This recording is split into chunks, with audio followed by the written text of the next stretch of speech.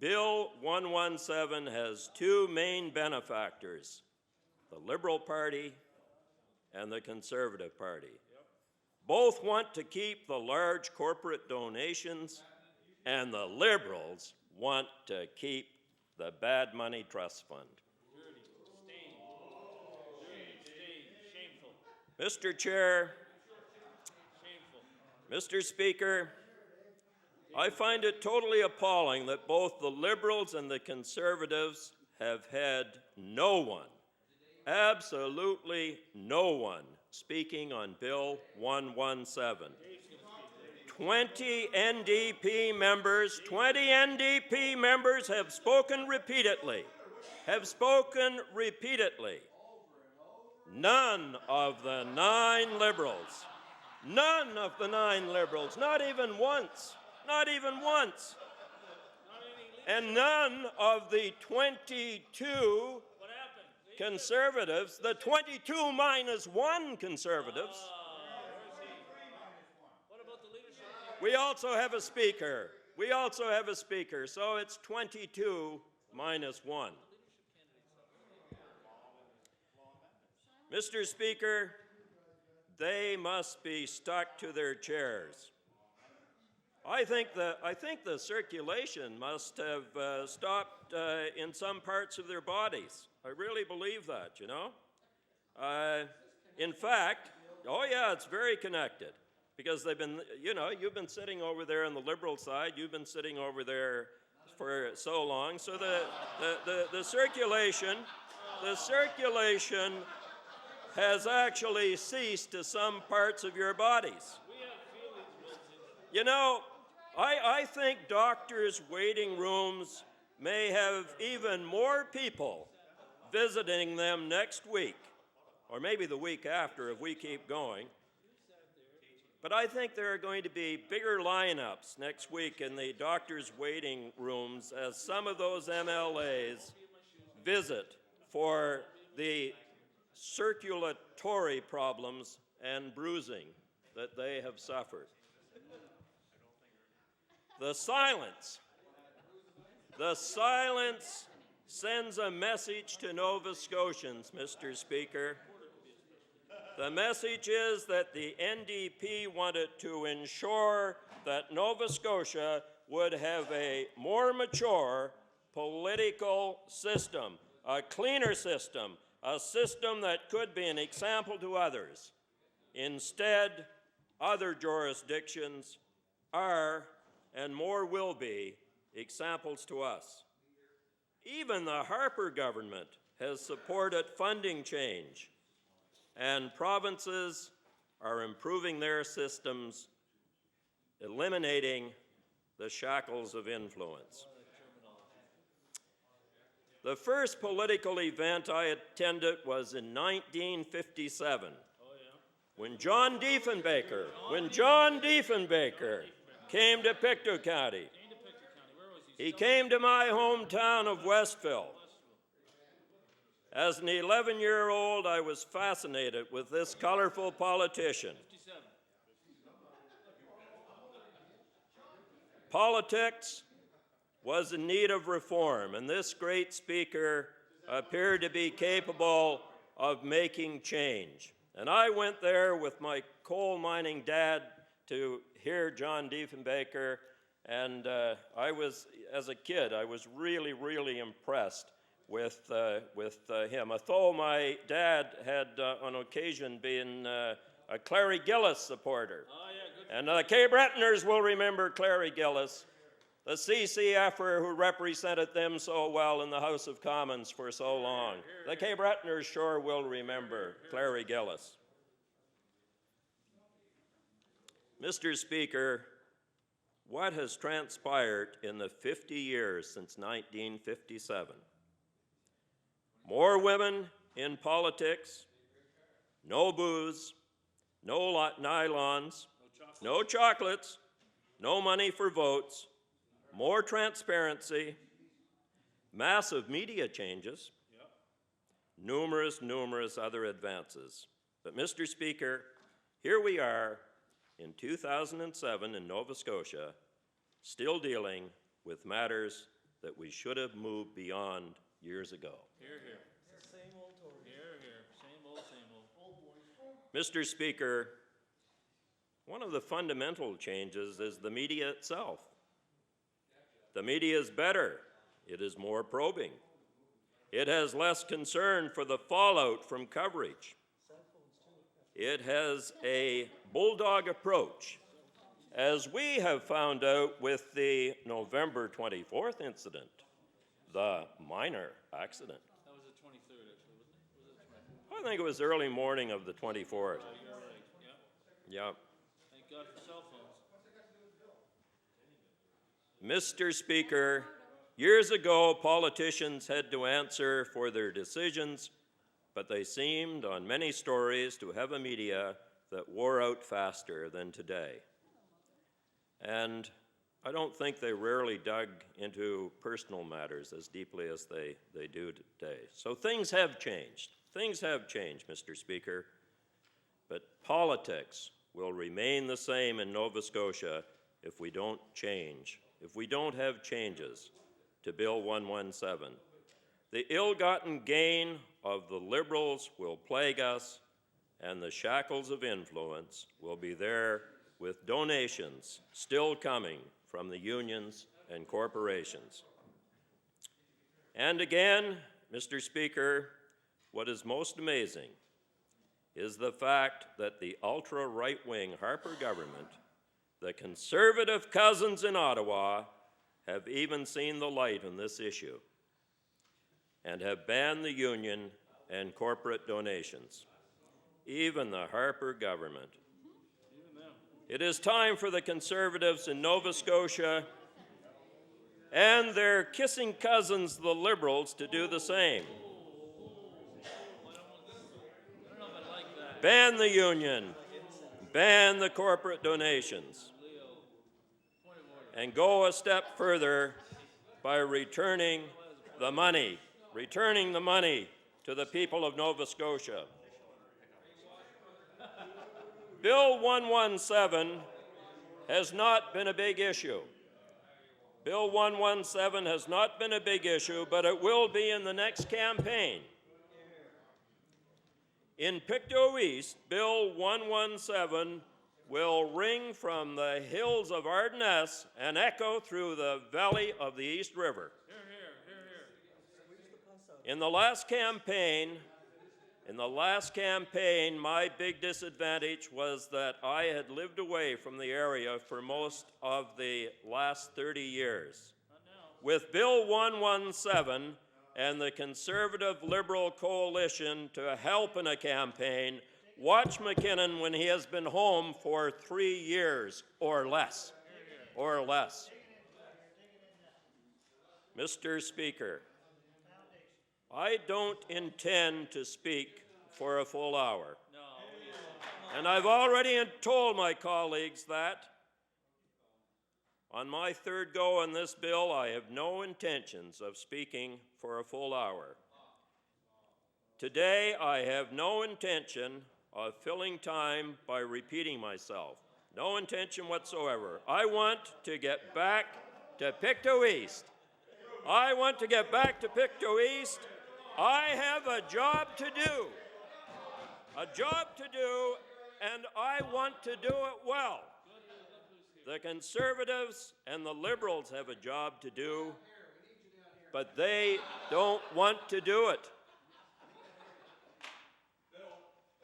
On this issue, I want to let the bells ring and the banners fly and the vote to be taken and the dust to settle for a while, and Bill 117 to come back with a new number, with a new government, a government capable of real reform, a government above self-interest, working for the good of Nova Scotia and for Nova Scotians. Thank you, Mr. Speaker.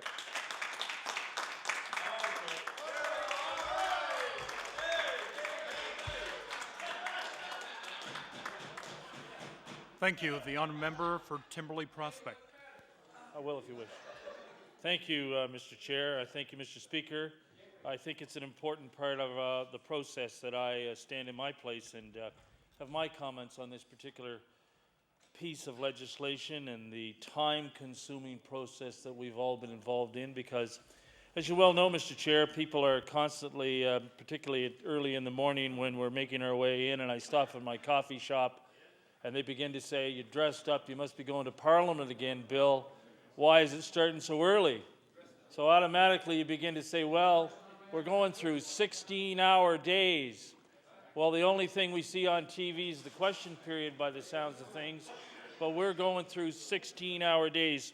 So what I want to frame for some of the people in my constituency who are watching this afternoon, and I want to frame for Nova Scotians a bit of a history lesson here, if I may, Mr. Chair.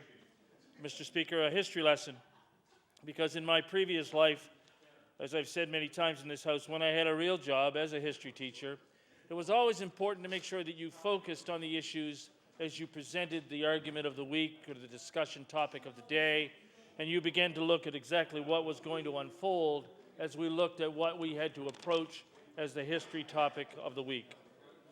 Well, let's look at the history topic of this week, if I can, Mr. Speaker. The history topic of this week. When time comes back to this week, and when we look back on what has happened from Monday through to this Thursday, and perhaps on till tomorrow, and maybe to the first of the week, will it be a week that Nova Scotians will say exactly what did happen? Is this the week of the cell phone issue? Is this the week where, unfortunately, all of us have been, in many ways, disappointed by the behavior of one of our colleagues? Is this the week where we'll be remembered for putting in these long hours? Is this the week where we could have made some drastic changes to legislation in this province? Well, we'll have to wait for history to decide that. But I want you to know that I've had the opportunity to teach kids about Robert Stanfield, the best Prime Minister Canada never had, an exceptional Premier of this province. I've had the opportunity to teach high school students about Gerald Regan and the embarrassing antics of that particular government. I, of course, have had the opportunity, and I've mentioned it before in the House, I've had the opportunity to teach and meet, of course, Senator John Buchanan, who in his way and in his day, as the Lions Club member from Spryfield, served a wonderful community and worked hard on its behalf. But Mr. Buchanan, along with that particular government, and Mr. Regan, because of some of the antics of that government, have given the province of Nova Scotia a political black eye that has been around for far too long. As you probably know, Mr. Speaker, I have a daughter who works in the media. She is employed with CBC. In fact, she works in the Yukon. And having met a number of the members opposite, I won't particularly comment on what she thinks of cabinet ministers opposite when they were in the Yukon. But let me tell you, I've met some journalists from the Yukon, and the first question they've asked, I was talking to a journalist from the Yukon, in fact, yesterday. The first question the young reporter from CBC in the Yukon asked is that how they do politics in Nova Scotia? The young reporter I was speaking to on the phone yesterday on an issue of constituency matter, on a personal issue dealing with a constituent of mine who has a relative in the Yukon, following this debate, and CBC watchers, whether they are in the Yukon, whether they are in Nunavut, or whether, of course, they're in Nova Scotia, ATV, CTV watchers, global watchers, there's people across this country who are saying, is this how they do politics in Nova Scotia? What about the bad old days of Gerald Regan? The bad old days of John Buchanan? Is there any difference between toilet seats and liquor toll gating? Well, if you look at some of the issues that have taken place during these issues, you will look at comments about power, about patronage, about personal influence. You'll look about the Nova Scotia Liquor Commission caper, and then, of course, you will look at one scandal after another as it unfolds. Now, Mr. Speaker, there is no need to go through the Senator Barrow embarrassment. There's no need to go through the Liberal Trust Fund embarrassment. However, let me tell you, there are members of my caucus who have stood in their place, and I want you to know they have said on many occasions, my colleague from Halifax Fairview has admitted publicly, and it's an admission which I'm glad he has done, and I hope he put it in his disclosure papers. He once worked for Lloyd Axworthy. I don't know if we have to disclose such personal faux pas, but Lloyd Axworthy from Winnipeg and the member from Halifax Fairview, we all were involved with other political parties somewhere, and I know that the interim leader of the Liberal Party champions the fact that he's been a Liberal since he's been 14. Well, good for him. Anybody at that age who's that significantly contributing or involved in one political party, I would say, as Winston Churchill says, somewhere in your political career, everybody has to be a socialist at some time. Everybody has to be a socialist at some time. Winston Spencer Churchill, he was a member of a lot of political parties. So I want to retrace something for you, Mr. Speaker.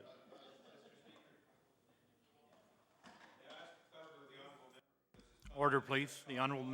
Order, please. The Honourable, the Minister of Environment and Labour. May I ask a question of the honourable member because his quote from Winston Churchill Order, please. triggered another quote. That Order, please. Order, please. Will the Honourable member entertain a question from the Honourable Minister? Thank you. I have my comments and I have my time, but if the member opposite wishes to stand in his place when I finish my time, I encourage him to reciprocate in any manner which he wishes. I want you to know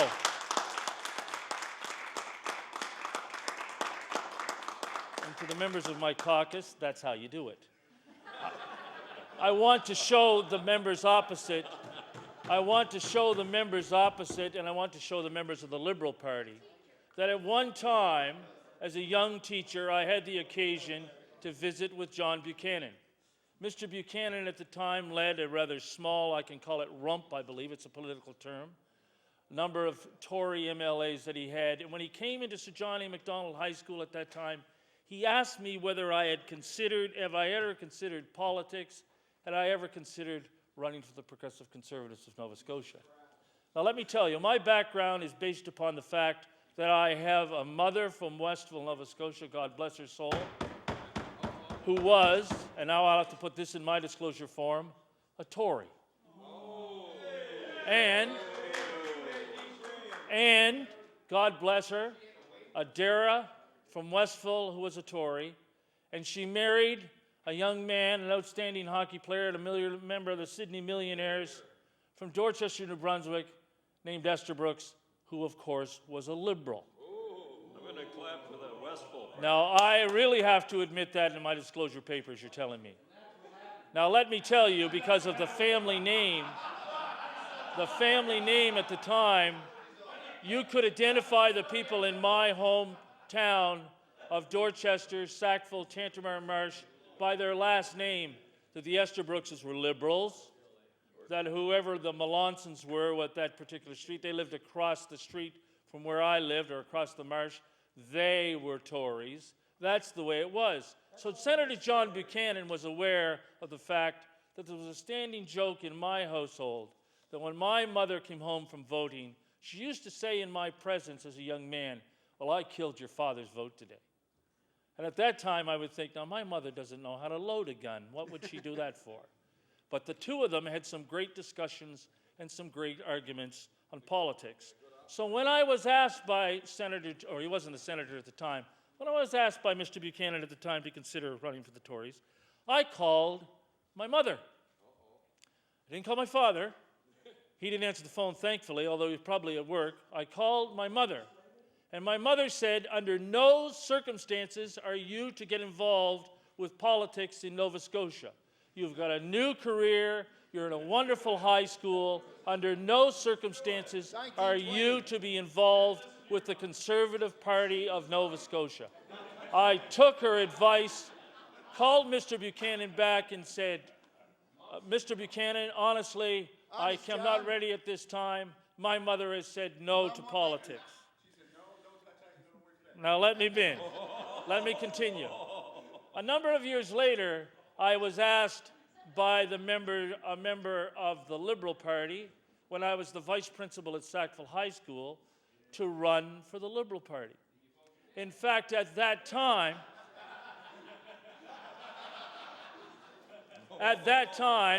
Vince McLean was the leader of the Liberal Party. And he had sent his emissary, Al Hollingsworth, a man who I have a lot of time for, to come to Sackville High School and to ask the vice principal of that school, had I ever thought of running for the Liberals? And on cue, who did I call? My dad. My father. And called him at work and said, I've been offered a chance to run for the I've been Liberal jailed Party. there And all my he life. said And I to met me a on the nicer class of time, people at work, he said. under no circumstances are you to be involved with politics in Nova Scotia, particularly with the Liberal Party, Here, here. 'Cause he particular knew with most of them Vince from work. McLean. He knew most of them from So work. let me tell you, I received good advice along the ways, whether it was from an inquiry from John Buchanan, an inquiry from Al Hollingsworth and not Mr. McLean directly, let's be clear on that. But why did I run for the NDP? And I can answer very clearly. I can answer it very clearly. The answer was based upon the fact that I had taught history through a number of years at that time, and I came upon the Liberal Trust Fund. The Liberal Trust Fund. And I tell you, the Liberal Trust Fund has been something that I think has been a stain on this province Dollar down and a and a stain dollar a on politicians in this province, whether they're young journalists from the Yukon, whether they're young teachers at Sir John A. Macdonald High School. It is an embarrassment, an embarrassment. And I want you to know that when I was teaching one of those years, I quoted from Dean Job, and I will table this. Dean Job, at this time, this was written in February of 1992. Good teachers never throw away their great documents.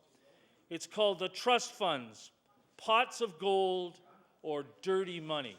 And I can tell you, I've on many occasions said to anybody who wants to get involved in politics or liberal politics, then you take that particular article, you read it over and you look at it. So I'll table it for members of the third party. I'll table it for pages who would like to have a look at it.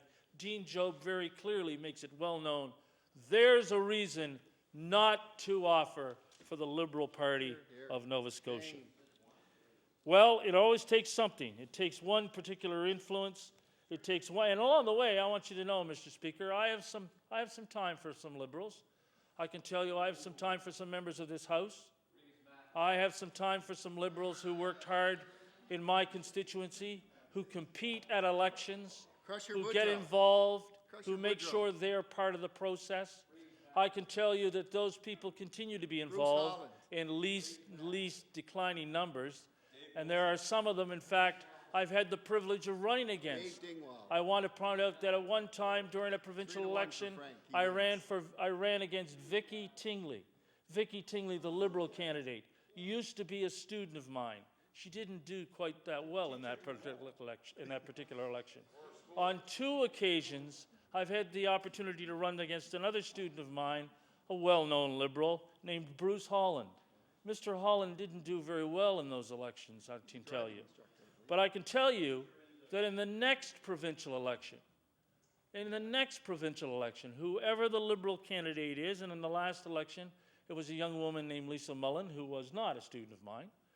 Miss Mullen ran in the election, but I do know that on some occasions it was brought up on the doorstep because I heard from people who would say, you know, the Liberals have been here and they're saying you and the NDP are in the back pockets of unions.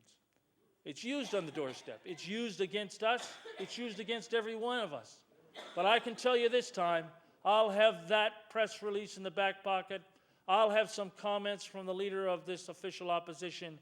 I'll remember the day that he boldly stood in his place and said, we no longer will be dependent upon union donations because the NDP recommends that there should be no donations from corporations, but there should be also no donations from unions.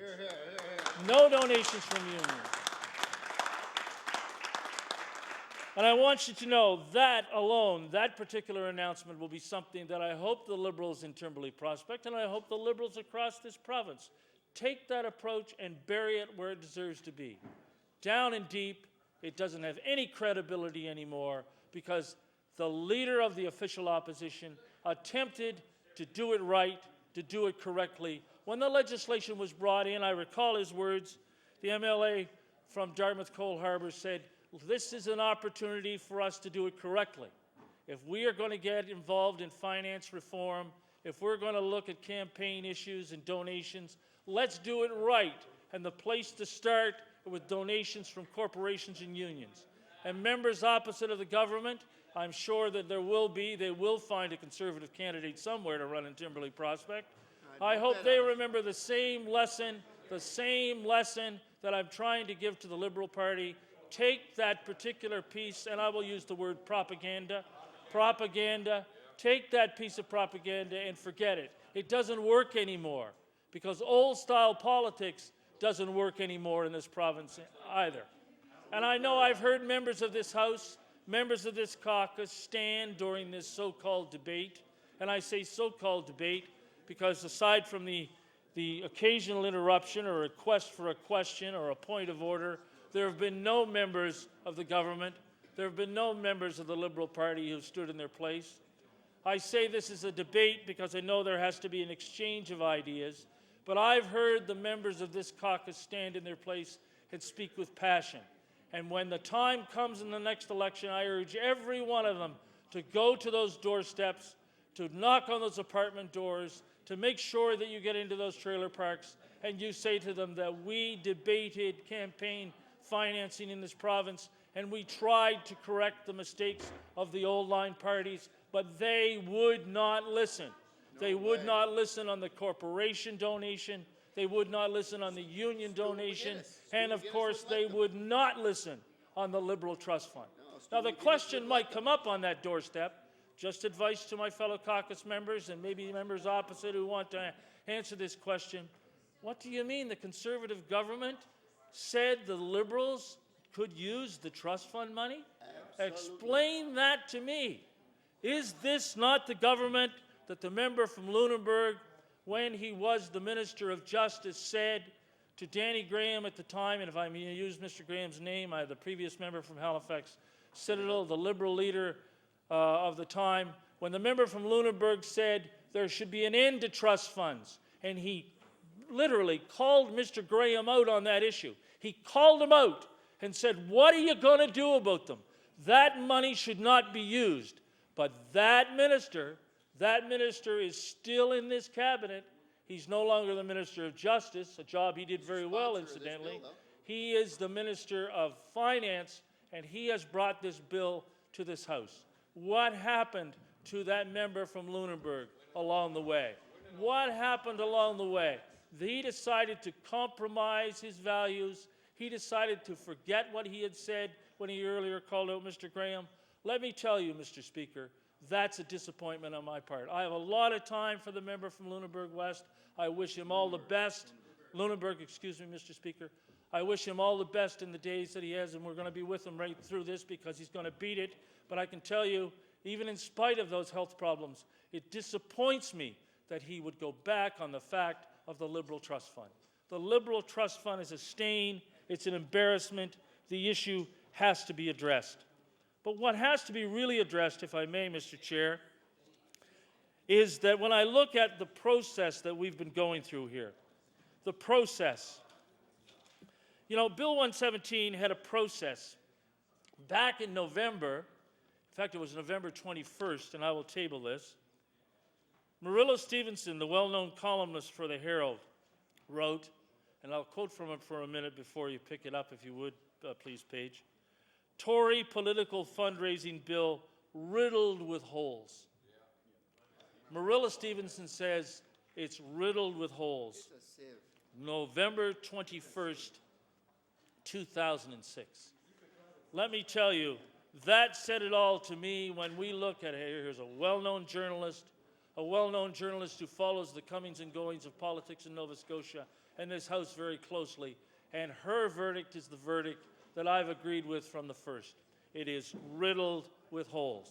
The example of the amendments that have been brought forward, the process that we've gone through, this bill is still riddled with holes. It is not a good piece of legislation. So let me take you through this, and for listeners or watchers, I want them to know this is an important part of the process. We're at third reading here. You know, that was November when Ms. Stevenson had her comments in the Herald. In the meantime, We were told there was going to be a select committee, a special committee. There was going to be a committee, and the committee was going to go around the province. It was going to be made up of MLAs from the 3 political parties, and there was going to be an opportunity for Nova Scotians to have their input on the topic of campaign financing. That was a great, and still is a great idea. And in good faith, that idea was presented to this caucus, and we said, after discussing this issue at length, we can live with that.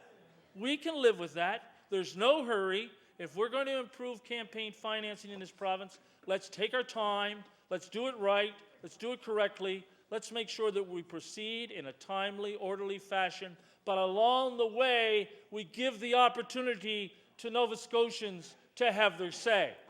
We're going to go to the pier, as in Whitney Pier. We're going to go to Shelburne. We're not just going to hold hearings here in the Red Room. We're going to go out there and we are going to have the opportunity to listen to Nova Scotians. We're going to go to their Legion halls. We're going to go to the basements of their churches. We are going to sit and we are going to say, so what do you think of campaign financing in Nova Scotia? Great idea, an idea that we endorsed, an idea that we said would work very well. And then came that fateful day in December where my constituent assistant called me and said, you got to go to law amendments tomorrow.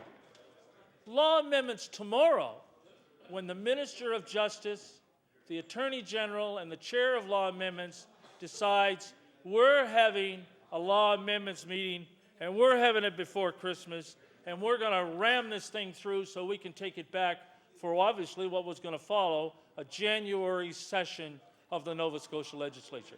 My first question was, what happened to the Select Committee? Because I can tell you at the time, in my own subtle way, I was maneuvering for the fact that if the leader of the official opposition was looking for a representative from this caucus, I would love to have the opportunity to go to Whitney Pier. I would love to have the opportunity to go to Shelburne.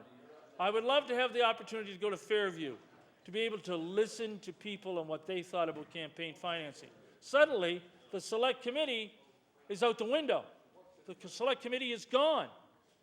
And the opportunity for average Nova Scotians to have their say, well, you've got to book a time, you've got to be in the, I was going to say the Red Room, but we, of course, didn't hold it in the Red Room because the Red Room was full of Christmas tree and the celebrations and the receptions that were going to be held either by the Speaker or by the Lieutenant Governor. There was no opportunity. So we had a law amendments meeting in the Dennis Building. There were 8 presenters. And among the presenters were 2 representatives of the New Democratic Party who serve on the Electoral Commission. The Electoral Commission. And when those people spoke, when I had the opportunity to listen to those representatives, what struck me, and I hope members opposite know this, at no time during the preparation, at no time during the writing of this particular piece of legislation, were the people on the Electoral Commission, were they even consulted? They weren't even part of the process. The people who have the huge amount of knowledge, a huge amount of say, they weren't even considered on that particular piece of legislation. And I want to congratulate them. Kim Turner is a constituent of mine. Kim Turner, a great young lawyer, takes the time to make sure that she represents the interests of the political party of which I'm a member at the Electoral Commission. Michael Coyle, also related to the Coyles in Shad Bay, incidentally, also in my constituency, made his presentation. Now, I know what the member or the interim leader and the member from Richmond said. There were only 8 people. Nobody cares.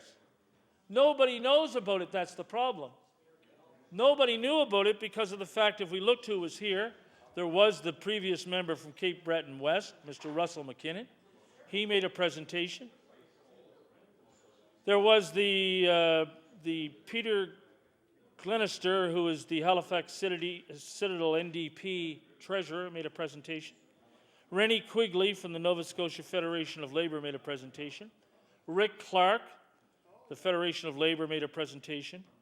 And there were 2 other citizens 2 citizens, Catherine Morrison and Don Dockrell, made presentations. So there were 2 people who took the time during the Christmas rush, 2 average, if I can use that term, unattached, no political connection Nova Scotians took the time to come to law amendments. And I can tell you it was a frustrating process. We were looking for the opportunity to hear from Nova Scotians. But then again, maybe the select committee would have been the way to do this. That would have been the opportunity for us to get to listen to Nova Scotians. After all, law amendments is held here. It's held in downtown Halifax. It's usually held in the Red Room. This time it was held in the Dennis Building. One particular gentleman, Mr. Dockrell, told us an amusing story about how he had to find out what law amendments was all about, but he persevered. And Mr. Dockrell said in his comments, and he was, I know, the Minister of Justice will not soon forget Mr. Dockrell, he was accusative, and he was to the point, and he made sure that the Minister of Justice and the interim leader of the Liberal Party were paying attention. And in his wrap-up comment, he said he has never been affiliated with a Liberal or a Conservative party, but in the next election, he was going to not only vote for, he was going to work for the NDP MLA from Waverley, Fall River, Beaverbank. So for Mr. Dockrell, he has found a reason because it has been given to him by how this issue has been handled. And so we've now come into this House, a January session. I remember when we were first making our plans.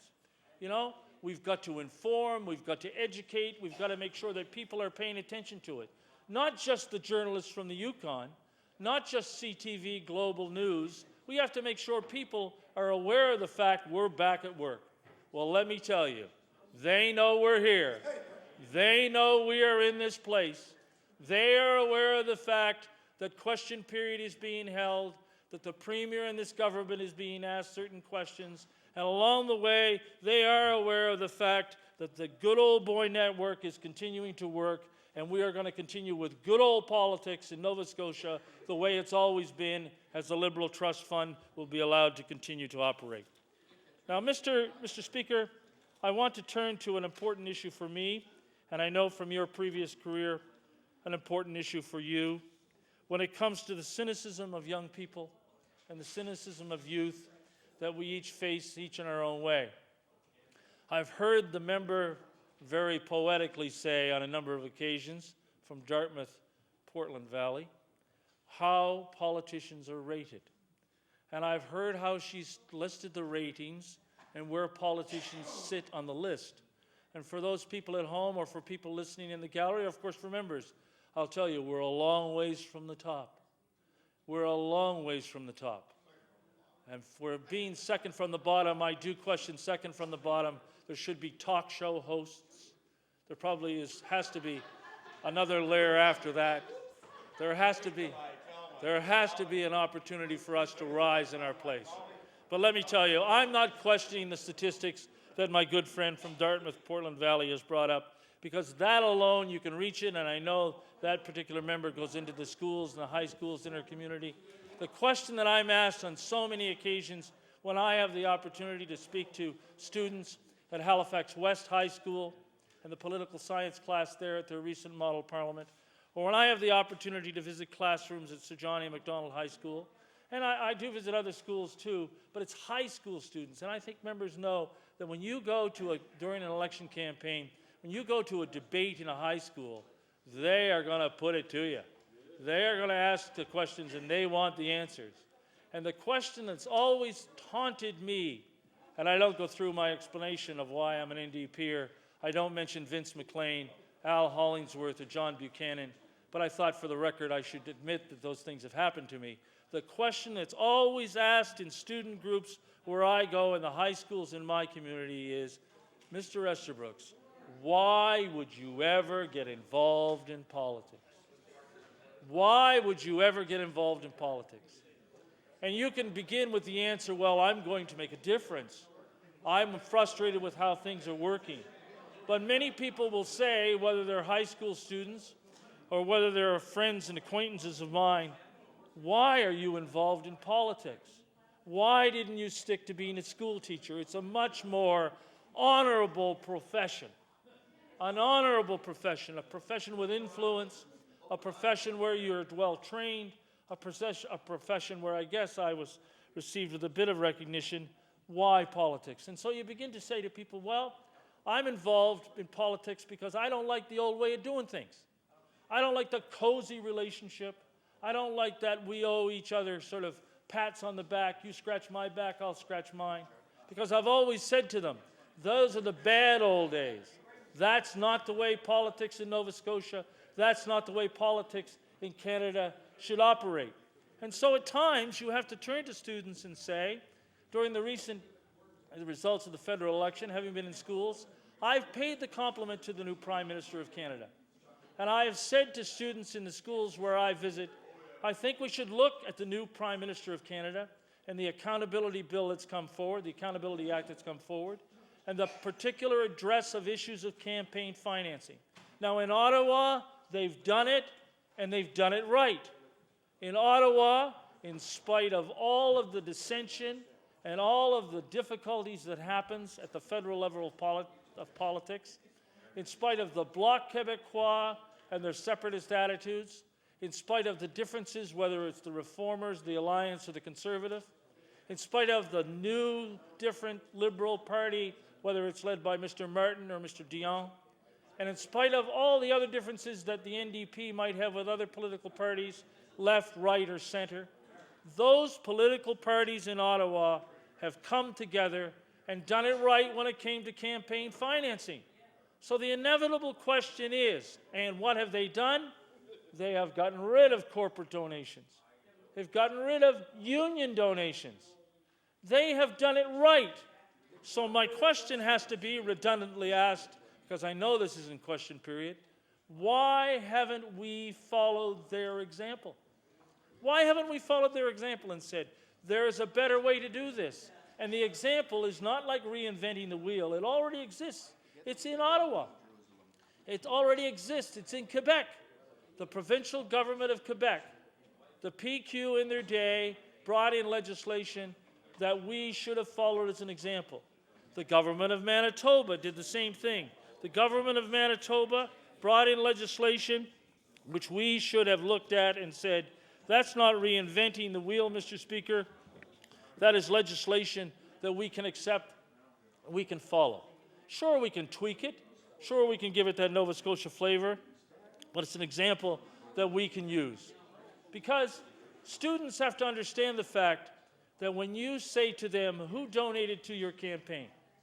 Now let me tell you, in my growing constituency, I know there's some municipal politicians over there, or in the previous life, if you call that life, but in previous career, when they were especially in HRM politics, the question that was always asked at me at one particular high school is, so Mr. Esterbrooks, what developers contribute to your campaign? What developers contribute to your campaign? Now, my first question is, why do you ask that question? Well, how do some of the developers in our community get away with what they get away with? How do they suddenly come in and put duplexes where they're supposed to be single-family dwellings, and then later deliver turkeys to the community saying, I made a mistake, but it's going to go ahead? Those are questions that are asked of me as a provincial MLA. And I say to them, that really has nothing to do with me. That's municipal politics that decides on those zoning regulations. But no developers are contributing to my election campaign. Because as I've heard the member from Dartmouth North say, he is answerable to the people of Dartmouth North. He's not answerable to a particular union. He's not answerable to a particular developer. He's not answerable to a particular well-connected businessman. He's answerable to the people of Dartmouth North. And I've told him along the way, you don't owe anybody for getting here, anybody at all. It was your hard work. It was the people that took the time to put up the signs. It was the people who co-signed the loans. That's the people that put you up there. You're not going to get a call from a developer who says, I contributed $1,000 or $2,000 or $5,000 to your campaign, and I want this particular piece of legislation to go through. That won't happen to any of us because we don't believe that's how old style or new style politics should continue to be done in this province. That's the difficulty. When you talk to students, they ask those questions. And you make it clear to them. If you want to see who contributed to my campaign, I'll make it available to you. But you know, when the list comes out, we all pour through the list. You know, who gave to who, what well-connected law firm gave to what particular for what particular MLA. You look at that and you begin to say, so they in return will be asking for favors, won't they? My good friend from Pictou East, used the term which I've quoted a number of times, the shackles of influence. Wonderful terminology, the shackles of influence. So tell me this, you want to lease a car? You want to lease a car, then you go to the local car dealer who donated to your campaign. That's the message. That's the message. I'll make a donation to that particular candidate's campaign because if he or she, or when he or she gets elected, then they will come to me and I will get what is owed to me. There we have it. And it happens on far too many occasions. It sends all the wrong messages. It sends the wrong messages to high school students. It sends the wrong messages to Nova Scotians of all ages. It sends the wrong message to people watching because that is the shackles of influence. The shackles of influence. You're tied to the fact you're owing somebody something. Now, we in the past in this political party, it has been said the unions, they cover the NDP's costs. The unions cover the NDP's costs. And they're in the pockets of unions across this country and across this province. Well, that's no longer the case because the leader of the official opposition says, we're not in favor of that. We're going with individual donations. That's what we prefer, individual donations. That particular donation is not one that we have to be tied to. And the answer should be, well, it's just so easy to accept $1,000 from Tuska Toyota. It's just so easy to accept that. But guess what? It doesn't make you a stronger political party. It doesn't make you a political party that's more well-connected to the grassroots in your community. Because I can tell you, and I've heard stories of this, and I've heard them given to me directly, of members of my caucus, who when you have the opportunity to knock on a senior's door, and he or she says to you, you're doing good work, and thank you, keep it up, and I want to make a donation, and it's a personal thing, and I'd rather not mention that particular MLA, when the senior goes and gives you $5, and they're on a fixed income, that's a donation. That's a donation you take and you treasure. You take that donation back that night when it gets dark and there's no more campaigning and canvassing, and you give that to your treasurer and say, take this $5. It was given to me by this particular person. I know that has happened to me a number of occasions. A number of occasions where you say, you don't have to give me that. You don't have to give me that.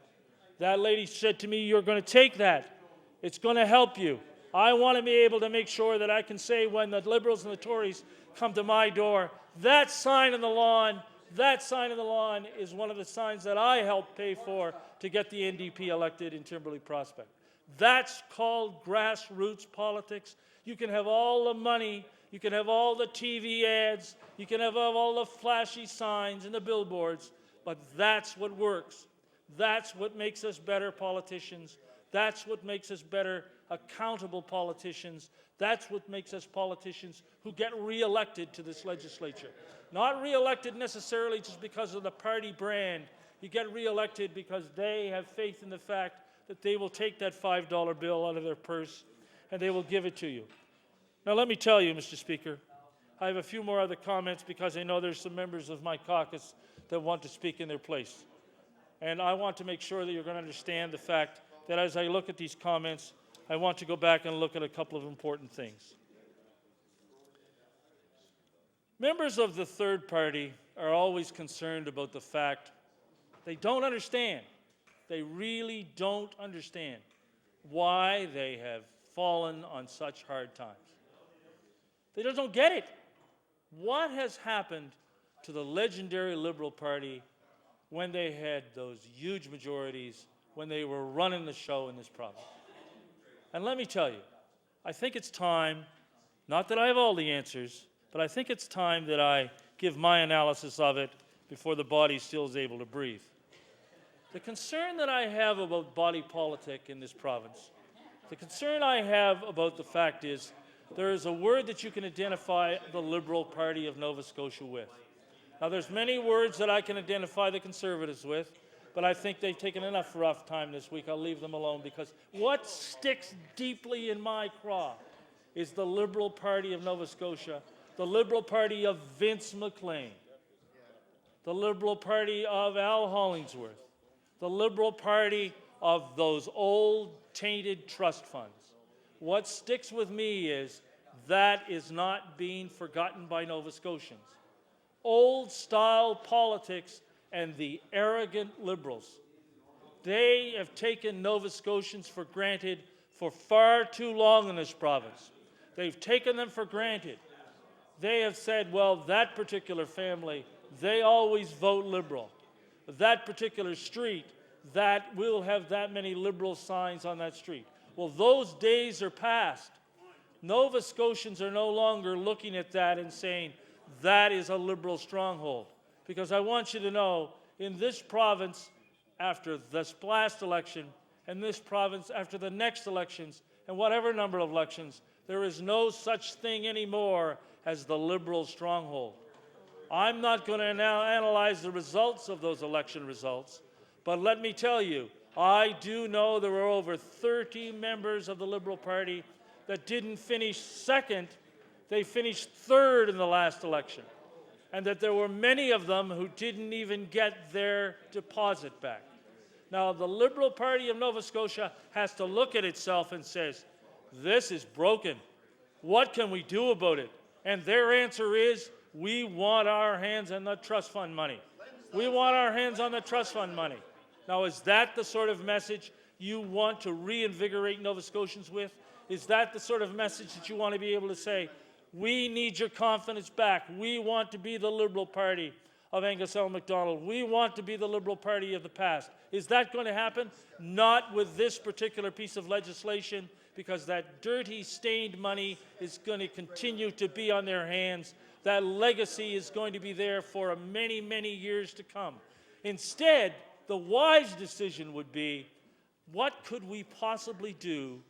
What could we possibly do to help out Nova Scotians and make that donation of $3+ whatever million it is?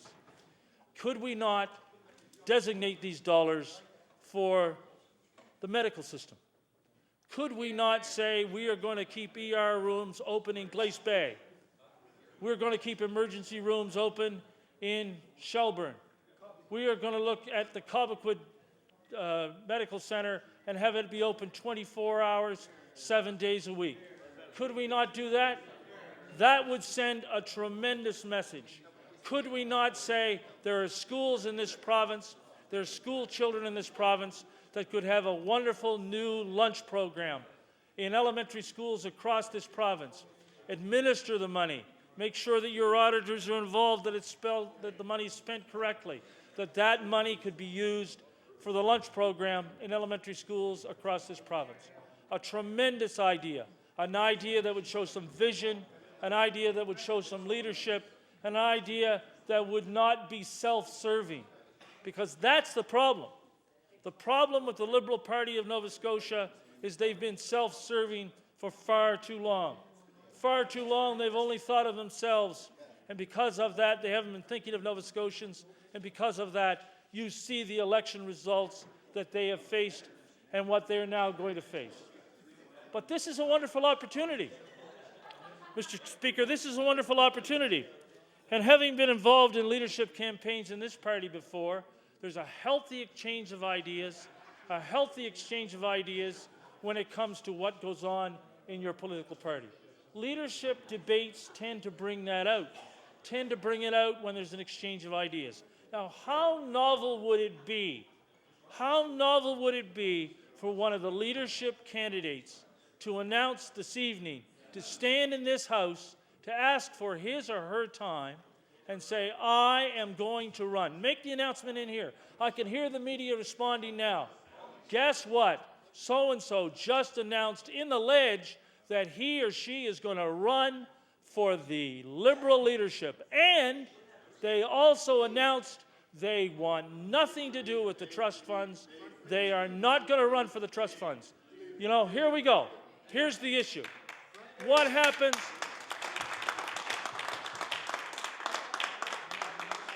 What happens in this House when the bells ring? A question asked rhetorically. And people who are going to follow this understand the fact that when the bells ring in this House, it's that time where we're calling people back to vote in this House on a clause or an amendment. The bells are rung, the whips are checked. How long will it be before you're ready to have a vote? And if you look at the time the bells have been rung during the amendments, if you look at the time and when the time comes of tomorrow or Monday when we do this and the bells are rung again, when you look at that particular bell ringing exercise, where are the potential members of the third party who are thinking of running for the Liberal leadership? They make themselves, I shouldn't be designated this way, they run. You hear the bells ring, they run. They will not vote publicly. They do not stand in their place. They do not make it known. The member for Halifax Clayton Park has not voted on any of these votes. Has not voted on any of these votes. That myself, Mr. Speaker, I believe I'm aware of the fact the member for Halifax Clayton Park has voted on one of these. One of these. But when the bells ring, it seems to me that the member from Halifax Clayton Park makes herself very, very absent. Now let me tell you, I want the member from Glace Bay to understand if he wants to stand in his place, if he wants to describe my speech in those manner, he can go right ahead and put it on the record because this hurts. I know it hurts deeply. I know I had the opportunity to visit with Vince McLean here a couple of months ago. And what did Mr. McLean say to me? Why didn't you run for us? I sent Al Hollingsworth to talk to you. And I said to him, Mr. McLean, I couldn't run for you because of that dirty trust fund money. I couldn't run for you. Well, at the time, we were in a social event, and I didn't think it was a conversation that we should continue. But I thought it was important that Mr. McLean knew that that legacy, that stain, that particular decision, that when I made it that day or made it that evening, after a call, incidentally, to my father who told me what advice to follow, that says to me a signal moment in my life as a politician. I was not interested in running for the Liberals. And let me tell you, the Liberals are going to have just as difficult a time in this election to get candidates who are going to be able to say, I'm proud to get out there and knock on those doors and say, I'm using this money from the Liberal trust funds. That's how I'm financing this particular campaign. And I warn whoever is going to run in Timberley Prospect, heaven forbid if it's said, oh yes, the NDP, they're getting their money from their unions. Well, they don't knock on a lot of doors anyway, but heaven forbid in their campaign literature, they said that particular piece of misinformation and that piece of propaganda. Why haven't the Liberals participated in this debate? It's a controversial debate. I have said some things today that I'm sure that the members opposite, members beside me, will be very concerned about. But they are told they must not speak. I know that's extremely frustrating for certain members there. Certain members who are eloquent, well-spoken, who have real points of view on controversial legislation such as this, but they have not said a thing.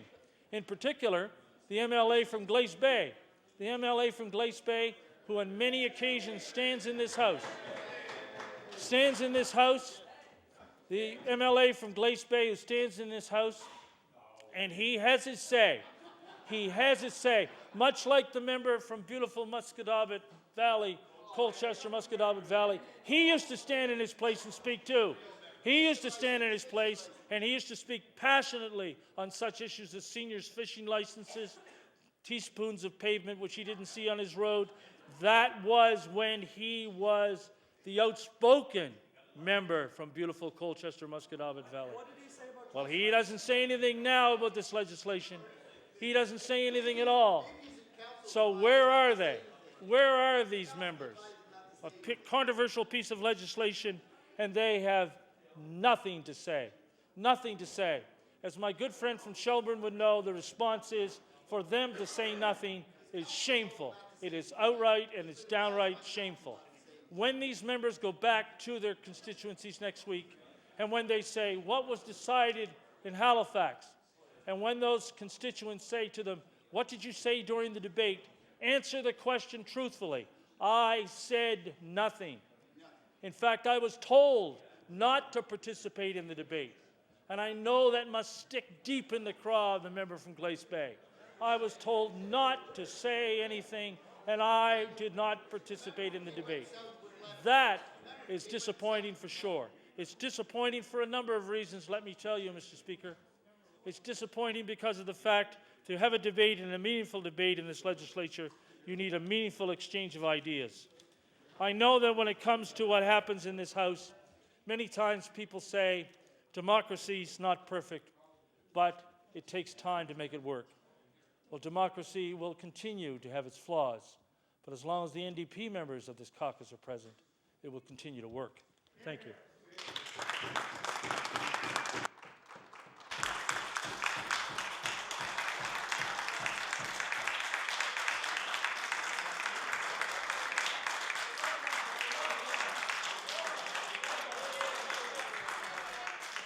The honourable member for Halifax Fairview.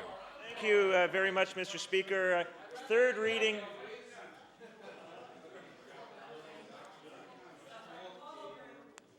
Third reading of a bill, Mr. Speaker, is an opportunity to reflect on what has happened over the course of debate. This bill has pursued a most unusual course, first introduced in the fall sitting, and then it entered into what turned out to be quite lengthy second reading debate.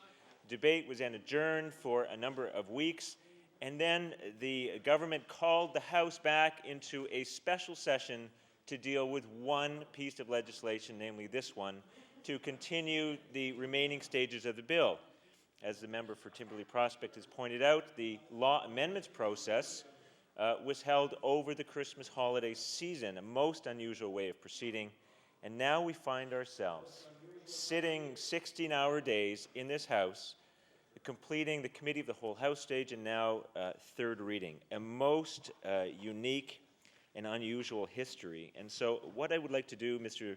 Speaker, is take some time now to review what has happened and then look forward to the deficiencies of this bill and what it means for the political process in Nova Scotia. I'm going to talk about 5 things. I'm going to talk about the process that has been followed in bringing this bill forward.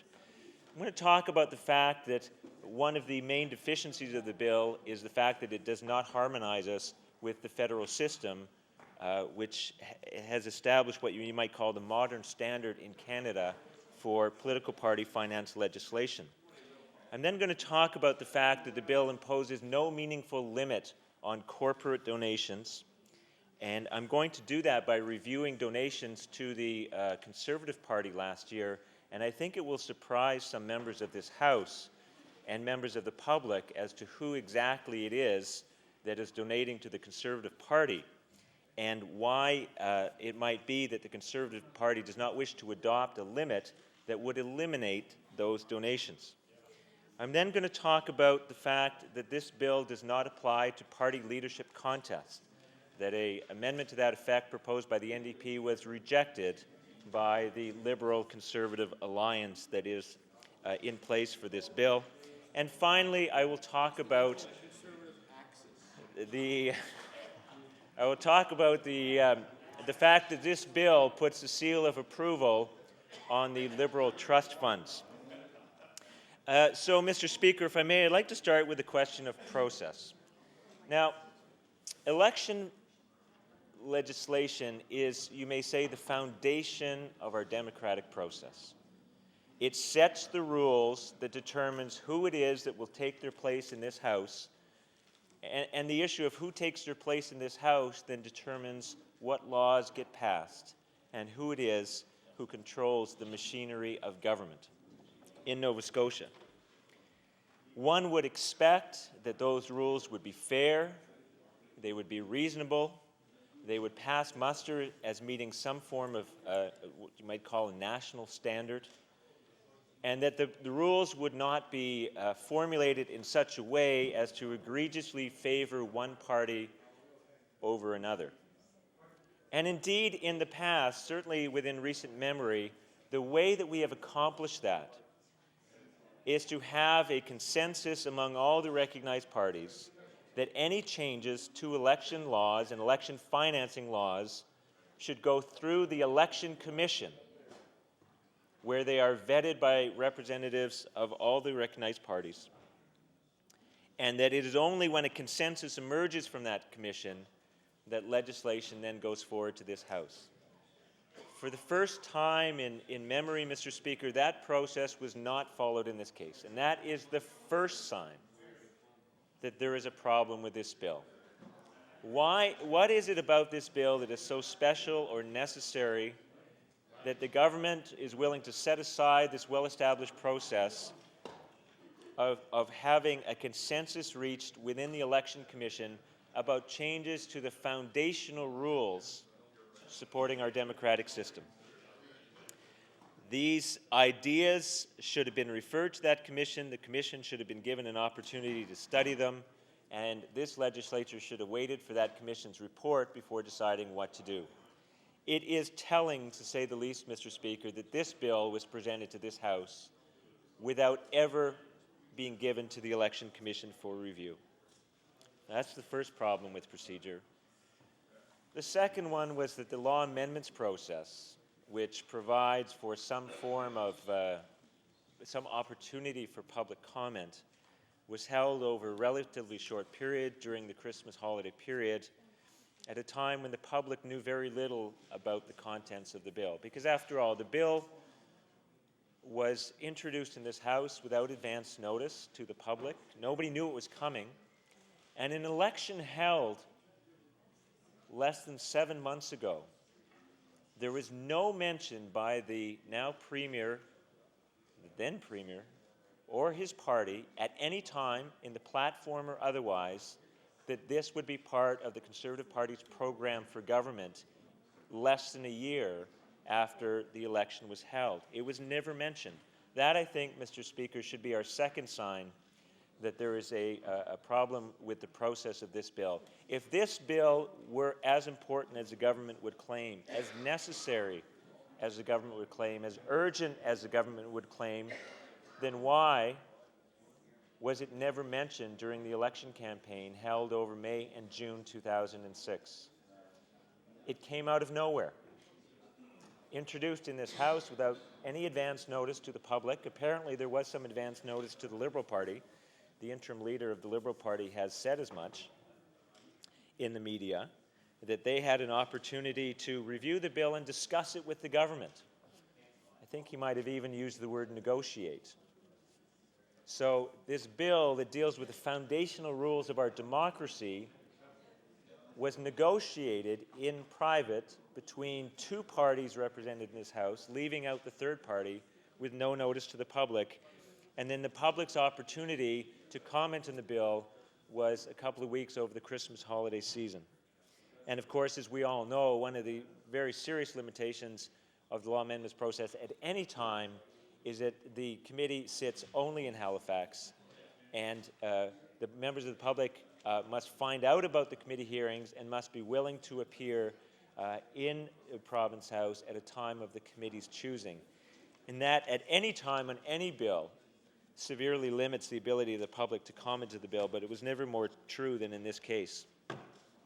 Then there was the curious incident of the Select Committee, Mr. Speaker, where when the government adjourned debate on the bill and ended the session of the House last November, part of what they did at the time was to propose a select committee on the democratic process to inquire into why it is that the rate of voters who are voting in Nova Scotia has been steadily dropping over a considerable period of time.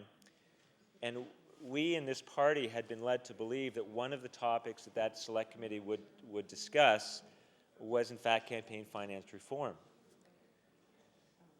Needless to say, it came as a shock to us when we received notice that the House was being recalled for early January before there had been any discussion about putting that select committee together. And so it immediately became clear to us that it was the government's intention to pass the bill before the Select Committee ever met. And so we're then in the ironic situation that the Select Committee, which is going to be appointed to inquire into what you might call, for want of a better term, the democratic deficit in Nova Scotia, has been formed in circumstances that will contribute to that democratic deficit. That seems to me, Mr. Speaker, more than a little ironic. And then we get to this, the way the bill is being passed. The quotation that I gave last evening attributed to Otto von Bismarck, that anyone who likes laws and sausages should not watch either one being made, is never more true than this week. We are sitting in an unusual early January sitting. We are sitting what, by this House's standards, is very long hours. This week has essentially been 8 a.m. to midnight. We're sitting those hours today. We sat till midnight last night. We sat till midnight on Tuesday. And the hours set for the House tomorrow are 8 a.m. to midnight again. And so this bill is being pushed through this House by a process essentially of exhaustion of the members, I would say, in my opinion. It's a good way to make decisions. And I wonder, Mr. Speaker, whether anybody thinks that that is a good way to make the laws of Nova Scotia, never mind the fact that the law we're dealing with is one of the foundational laws. This is not just any law. This is one of the foundational laws of our democratic system that will determine who it is that gets to sit in this House. Government set the hours. One would think that if there was any law that would follow a better process, it would be this law, but instead the reverse has happened. This law, which of all of the laws is of fundamental importance to the way our democratic system works, is being pushed through the legislature with a process that leaves an enormous amount to be desired. So that's the first problem with this bill, Mr. Speaker, the way it's being pushed through.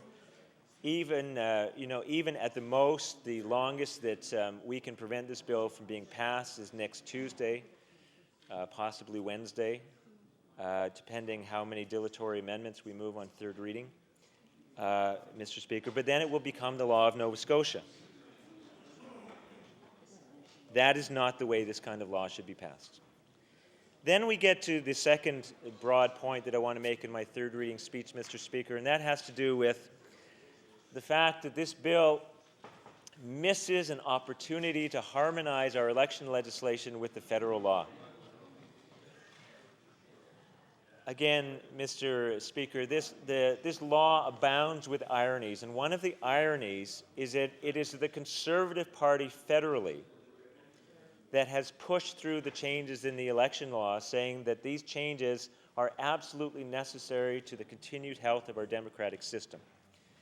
In the wake of the scandal that beset the Liberal government, lasting over at least a couple of years and longer, typically called the sponsorship scandal, that resulted in a full-blown commission of inquiry looking into the reasons why the scandal happened, a wide-ranging report with many recommendations of reform. Well, the election reforms came out of that, Mr. Speaker, and the Conservative Party federally campaigned on the need for these specific reforms, eliminating, for example, corporate and union donations to the political process, having public reporting requirement and campaign donation limits on party leadership contests, and so on and so on. That is now the standard in Canada. The province of Quebec, the province of Manitoba have in their own way approached those laws, and they have themselves set the standard, but the federal law has been very carefully set out, and now is what all the rest of us who don't have such a law should aspire to. So even with this model set by their own party federally, this Conservative Party has chosen to adopt a different course. And no member on that side of the House has stood up to explain why it is that the provincial law that they are proposing should be different from the federal law, after Prime Minister Stephen Harper and his Conservative Party have invested so much of their political platform in reform of the democratic system federally. I think that the Premier of the province owes it to us in this House, to the people of the province, to explain why it is that he has not adopted the federal standards, and in each case in ways that serve as an advantage to his party. Why could we not adopt the federal standards here in Nova Scotia? And the simple fact of the matter, Mr. Speaker, is anybody who takes the long view of this issue will know that these reforms will happen. The day will come in Nova Scotia when corporate and union donations are banned. The day will come when these rules apply to party leadership contests. The day will come, Mr. Speaker, where all of this must be reported to a public official in a timely manner, and all the other federal reforms. It will happen. It's just a question of when. It's just a question of when. It may be a year from now, 2 years, 5 years, maybe even 10 years, but it will happen. So why couldn't we do it now? We have an opportunity. The topic is before the House. There is no reason for us not to harmonize with the federal law, and yet that is not what this government is proposing. What they are proposing, Mr. Speaker, we spent too long in Committee of the Whole House. Mr. Speaker, what they are proposing in each case are laws, are provisions that give an advantage to their party. Let me start, Mr. Speaker, then, with my next broad topic, which is the fact that this law proposes no meaningful limit on corporate donations. Now, I'm reminded of the story about the soccer game between a team of elephants and a team of mice. And the elephants turn around to the mice and say, "What are you complaining about? The rules are the same for everybody."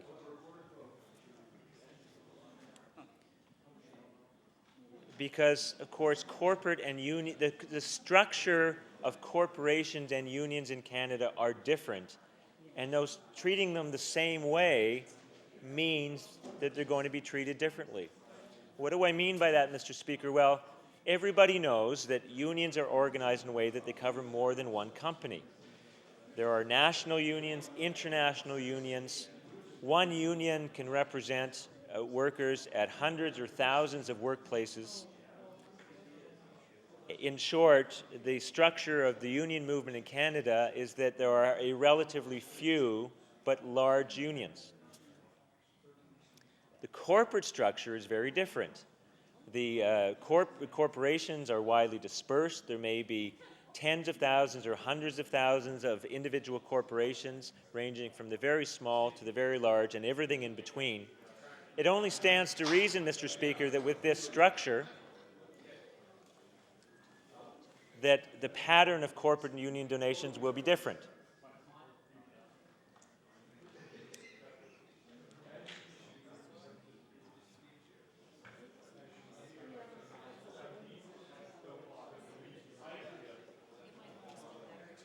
Order, please. The honourable member for Halifax Fairview has the floor. Thank you, Mr. Speaker. It only stands to reason that the structure of corporate and union donations will be different, but because what this bill does is limit the donations to the same amount for corporations and unions, it has a disproportionate effect.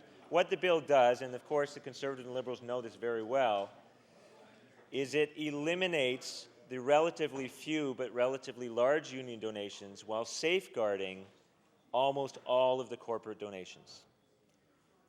Now, if this government and the Liberals really wanted to treat the two equally, they'd eliminate them both, or eliminate them to some insignificant amount like $1,000. But the facts are, beyond a shadow of a doubt, that by limiting corporate donations to $5,000, that the Conservative Party of Nova Scotia, after this bill, will be allowed to keep almost all of its current corporate donations. And what I'd like to do now, Mr. Chair, is run over the Conservative donation list and give some examples of the kind of donations that would be eliminated had the NDP amendments been adopted, but they will be allowed to continue to be made if this bill passes in its present form. Let me start, Mr. Chair, by making a point that I made last night in the Committee of the Whole. The donation list starts with numbered companies, some of which are not Nova Scotia companies. It's a little bit beyond me, Mr. Speaker, why it is that we should accept that a numbered company from a different province should be permitted to make donations to Nova Scotia politicians. What possible stake could a numbered company from Alberta have in the Nova Scotia democratic process? The corporation cannot vote in the Nova Scotia election, Mr. Speaker. A numbered company, even from Nova Scotia, can't vote, never mind the fact that some of these numbered companies are in other provinces. And I had pointed out last night, Mr. Speaker, in debate on Committee of the Whole House, that numbered companies from Alberta and Ontario had made donations to the present Premier's leadership campaign. The next one I want to draw to the House's attention, Mr. Speaker, is a donation from a large national insurance company. Now, as we all know, as a result of reforms passed by this government to the automobile insurance legislation, the corporate profits of the insurance industry were, to say the least, enhanced. And there's been a great deal of debate in this House about whether, in fact, those reforms were well thought through, because with the benefit of hindsight, now that we have all the figures, we can say that the insurance industry was not in particular danger at the time the bill was passed. And since the auto insurance reforms were passed, they have made enormous profits. Why is it that these auto insurance companies, who have benefited so greatly from the work of this government, should be permitted to continue to make donations that will influence the political process in Nova Scotia? More to the point, why is it that the government is on the verge of passing a bill that would eliminate union donations to the NDP but would not eliminate the corporate donations of those companies? Another one, and I'm still only on the letter A, Mr. Speaker, is Acadia University. Now, I must confess to having a great deal of difficulty to the idea that publicly funded institutions like universities will then turn around and make donations to the very body that funded them, when the body that authorized the funding is in fact a political party. And Acadia University is not the only university to make an appearance in this list.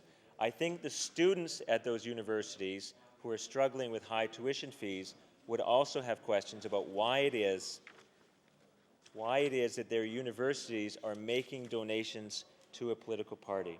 Let me move on then, Mr. Chair, to AstraZeneca Canada Incorporated, a very large drug company. And the Canada's drug companies are well represented in this donation list. If the NDP amendments had been adopted, these donations would be eliminated. Why is it that drug companies headquartered typically in Ontario would be making donations to the governing party of Nova Scotia? Is it because they have an interest in promoting the health of the democratic system in Nova Scotia? One wonders, Mr. Speaker, and one wonders why the Conservative Party apparently is not willing to give up those donations. I can flip over and point to all the big banks and their various arms and related entities making large donations to the Conservative Party, and on it goes, Mr. Speaker. Drug companies, insurance companies, banks, all of which would be eliminated if there were a ban on corporate donations, all of which the Conservative Party gets to keep under the laws proposed today. There's a whole raft of Nova Scotia companies who receive government money, and I have to confess, Mr. Speaker, to having some difficulty to companies receiving taxpayers' money and then turning around and donating some of it back to the party of government. I just have some difficulty with that. I think the optics of it are terrible. The taxpayers essentially are funding that donation back to the Conservative Party because their money is going out to the company, and then some of that money is flowing back into the Conservative Party, whose members authorized that donation in the first place. I don't think that's the kind of thing that we need to have, and that's why we in this party were proposing that that kind of donation be eliminated. If that party really wanted a level playing field, well then let's have a level playing field. What about, Mr. Speaker, the Tobacco Manufacturers Council of Canada? The Tobacco Manufacturers Council of Canada made a donation to the Conservative Party of Nova Scotia last year. This government, you know, on the one hand says that it has a firm anti-smoking policy, a no-smoking policy, and I think if it really wanted to show, Mr. Speaker, that the party itself was behind that, they simply would reject donations from the tobacco manufacturers' councils. Under our amendments, that donation would be eliminated. Under the bill that they are going to pass, that donation will be retained. When you look at the list of companies, many companies not based in Nova Scotia, many companies who have contracts with the government of Nova Scotia, many companies who make large amounts of money from their dealings with the Nova Scotia government, not to mention lobby groups like the Tobacco Manufacturers Council, Mr. Speaker. One has to wonder why it is that the Conservative Party wants to strip the NDP of its union donations, but is not willing to give up its access to those corporate donations. Very simply, Mr. Speaker, it is time for corporate donations to end. And frankly, I think it would come as a relief to a lot of the corporations. I remember I read a book, Mr. Speaker, about the Bob Rae government in Ontario, and about how... Order, please. There's too much chatter in the chamber. The honourable member for Halifax Fairview has the floor. Thank you, Mr. Speaker. I was saying that I was reading a book about the Bob Rae government in Nova Scotia, and Bob Rae, who was premier at the time, had a meeting with a securities company who wanted to have a contract to sell the government's securities. And Bob Rae remembers that the company was shocked that immediately following the session where they talked about getting the contract to sell bonds on behalf of the province, that a party fundraiser didn't walk in after the premier had left seeking a donation, because they told Mr. Rae that that was the way that business had been done for many years in Ontario. The government officials would be in the room with the bond people. They'd talk about the contract. They'd award the contract. The government officials would walk out, and quite literally after that door closed, the party people would come in another door, sit down at the same table, and start talking about making donations to the party, to the governing party. And Mr. Rae remarked that what a relief it was to these companies that finally they were dealing with a government that didn't expect or didn't put those two events so closely together that the intention was unmistakable.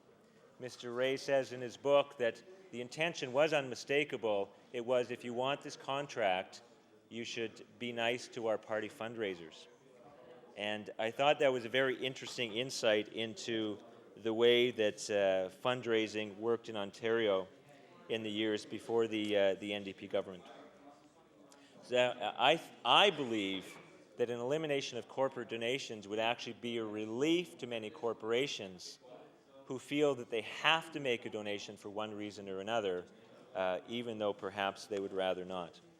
And I note with some chagrin, Mr. Speaker, that in all the news that's been out this week about the affair that I won't mention because it's not germane to the bill, that one of the daily newspapers here in Halifax ran an item yesterday comparing the companies holding leases for cabinet ministers' cars and donations to the Conservative Party. And what they found was that many more than half of the companies, the car companies, who held a lease with a cabinet minister's car had also made a donation to the Conservative Party of Nova Scotia. And I say that with some chagrin because if the Conservatives don't eliminate corporate donations, as we're suggesting, then they leave themselves open to that kind of article, to people drawing the links and saying, well, there's the leases on the one hand and the donations on the other hand. Maybe there's a connection and maybe there isn't. But that is out there in the public domain now. And of course, the clear intent of the article is that the reading public should make that link, even though nobody in the article actually says there is a link. The clear implication is that there is, and if we eliminated corporate donations, none of us would have to deal with that kind of insinuation. But of course, that's not what's going to happen tonight. It seems to me, Mr. Speaker, this bill is going to pass. The Conservatives are going to stay on their steady diet of corporate donations, because they don't want to lose them. What they want to do is eliminate one source of the NDP's funds without eliminating any substantial sources of their own. So then I move on, Mr. Speaker, to the next general area of my remarks tonight, and that has to do with the fact that this bill does not apply to party leadership contests. Now, to a certain extent, Mr. Speaker, I'm going to repeat what I said in Committee of the Whole House, but I think it's important to do that because Committee of the Whole House is not transcribed. There's no permanent record. And for my own benefit and those of anybody reading these speeches in the future, I want to be very clear about why that's a problem. In our political system, the leaders of the political parties are very powerful. The leader of the governing party, of the party that can command a support in the House, is the Premier of the province.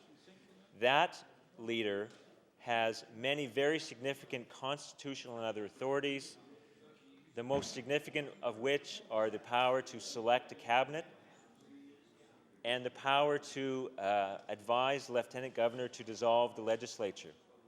Even if it be over the objection of the Premier's own cabinet, it is the Premier alone, the leader of that party, that can do that.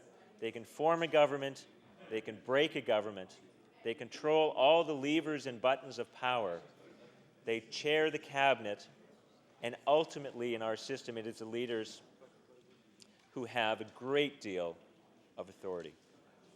Not only that, but in the modern system where television is the medium by which the majority of people obtain their news, it is necessary for the TV cameras to have a face and a voice to show expressing the ideas of the various parties. It's not like newspapers who have more room and can quote more people. They need a face and a voice, and almost always that face and voice is the leader of the party. And that all by itself gives the leaders a great deal of power. The leaders have official positions under the legislation of the province. They have a certain, extra salary, allowances within their own party. The ultimate power that they wield is a decision about which candidates' nomination papers they will sign or not sign. And that, as we all know, is the ultimate authority wielded by a party leader. And that power is given to them not by the party, but by the laws of Nova Scotia. So when you look at all the very significant authorities that our leaders have, it comes as a bit of a surprise that there are no laws governing leadership contests in Nova Scotia. And I wonder if the members in the House can recall the last time that Nova Scotia had a premier that did not even hold a seat in the House. Remember? And the astonishing thing, Mr. Speaker, is that it's very recent, and yet we tend to forget our very recent history. The last time we had a premier who did not even so much as hold a seat in the House was Russell McClellan. In 1997, Russell McClellan won the leadership of the Liberal Party, automatically became the Premier of the province and wielded all of those powers that I just talked about, and he didn't even hold a seat in this House. Isn't that incredible? He became the Premier without running for a seat in this legislature, and yet there was no law, there still is no law governing the process by which Russell McClellan obtained that party leadership and automatically of the premiership. Now, I also want to remind members of the House that it was very shortly thereafter that Mr. McClellan ran for office, and believe in Cape Breton North, as a matter of fact, the seat currently held by yourself, Mr. Speaker. And so there wasn't a large gap, and it was later in 1998, really just a few short months after that, I believe it was less than 6 months, he called a general election and was re-elected in general election and continued as Premier after that. And that was, less than 10 years ago, Mr. Speaker. And the time before that was, of course, Don Cameron, who after John Buchanan resigned, ran for and won the Conservative Party leadership and walked into the Premier's chair. Now, of course, the difference there, of course, is that Mr. Cameron held a seat in the House, but my point being that he walked into the Premier's office without ever having had or having sought or having the need of the approval of the people. And yet there was then no law governing the leadership contest, nor is there now any law governing the leadership contest. And so it's not in the very distant past that these events have happened, and there's no reason to think that they won't happen in the reasonably near future. Now is the time to have public rules governing leadership contests in this province, and this bill represents a missed opportunity. We in this party proposed that that should happen, but it did not. That amendment was defeated by the combined strength of the Conservative and Liberal Party. What we were proposing was very simple. It was that the donations to a leadership campaign be disclosed to a public official, probably the Chief Electoral Officer, and the Chief Electoral Officer in turn would publish those donation lists on a monthly basis. So there was regular and timely disclosure of donations. There is no party in this province, including our own, who has adopted even those rules. Every party has disclosure rules. Ours does, Liberal Party does, the Conservative Party does, but the rules are whatever the party chooses them to be. And the enforcement of those rules is entirely up to the parties. Just to give one example, the current Premier released his donation list to the public, but only 3 months after the leadership convention had ended, which was 2.5 months after he became the Premier. And so one would think that if this information were to be useful to the members of his own party, never mind the members of the public, it should have been released before the vote was held. I would suggest that after someone has won the leadership and stepped into the Premier's office, it's too late. So our amendment, which was defeated, would have done that, and I think the law that is here for third reading tonight is the poorer for lacking that particular provision.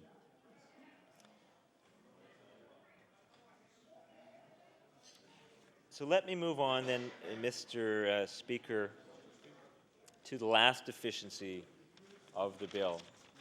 And I do regret that I only have about 20 minutes left to discuss this, because I really could talk about this topic for hours. And that is the Liberal trust funds. Now, again, Mr. Speaker, I did speak about this in the Committee of the Whole last night, but that, of course, is a much more informal process. There's no transcription, and it is, so to speak, off the record. So I do want to go over my objections to those provisions again this evening on the record, so it's in Hansard now and forever, so that I can clearly state my position on behalf of the people that I represent and on behalf of the caucus about why we object to this portion of the bill. Because it is, to put it very simply, Mr. Speaker, the worst part of a bad bill. I do not understand how any member of this House who understands the history of these funds could support a bill containing a provision that legitimizes the funds. As was pointed out last night by the Leader of the Opposition, the investigation into the Liberal Trust funds actually originated in Quebec with the Lortie Commission on Organized Crime. If I remember rightly, Brian Mulrooney, a young Quebec labor lawyer, was a member of that commission, and to a large extent it helped to build his reputation. And of course, Mr. Mulrooney later became Prime Minister of Canada. The Lortie Commission discovered a system of kickbacks in Quebec whereby liquor distillers and manufacturers were required to pay to the governing party a certain amount of money if their wares were to be stocked on the shelves of the Quebec Liquor Corporation. Because, of course, in Quebec, as in Nova Scotia, the sale of liquor is a government monopoly and was at the time. As a result of those revelations by the Lortie Commission, the RCMP discovered that a similar scheme was in place in Nova Scotia, and they began their investigation.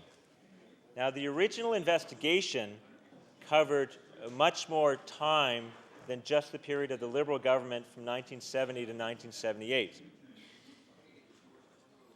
But what happened was that when the RCMP looked into what had happened under the Conservative government, which was, of course, governed Nova Scotia from 1956 to 1970, they discovered that the Conservative Party fundraising records relevant to this scheme of kickbacks for stocking liquor had been burned.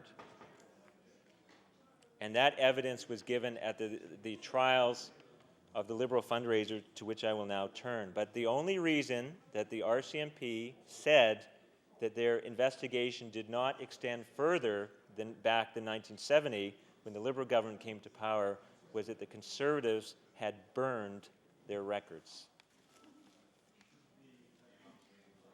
The difficulty the Liberals have, or had, to their credit, to the Liberal Party credit, their fundraisers kept meticulous records, which when the RCMP got a search warrant and got them from the files, told the RCMP everything they needed to know. And it was those records that formed the foundation for the prosecutions of 3 very prominent Liberal Party fundraisers. And one has to wonder, Mr. Speaker, why it was that these fundraisers kept such meticulous records. And I would suggest that one of the reasons was that they felt very strongly that there was nothing wrong with what they were doing. It was simply the way the business was done at the time. It's the way business had been done for a very long time. It had been done by the Conservatives, and they simply continued a tradition. So they kept the records because, well, it was just business as usual.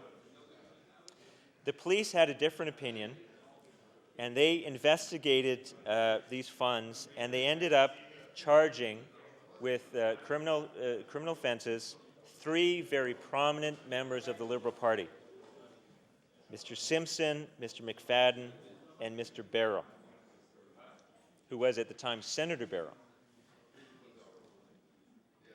And the course of each of these prosecutions went differently, and it's very important to understanding why this bill before us on third reading is objectionable, to know what happened in those criminal trials. And to give you a peek ahead, Mr. Speaker, the reason it's relevant is because the Liberal Party's official position today is that those funds have been cleansed or purified or purged, whatever word one chooses. In this sitting of the House, I've heard a member of the Liberal Party use the word cleanse, so that's the one I will choose, since it's the one they choose themselves. And it's my very firm position and my argument, Mr. Speaker, that the funds have not been cleansed, and in order to understand why, one must understand what happened at the criminal trials. Mr. Simpson pleaded guilty to the charges. And so he pleaded guilty to this corrupt scheme and influence peddling. He was fined, and he went on with his life. But Mr. McFadden and Senator Barrow did not plead guilty, and so there was a trial. What at the time was a very large, very expensive, very sensational trial. And what I'd like to do, Mr. Speaker, is table a diagram showing in picture form the prosecution's case at the trial.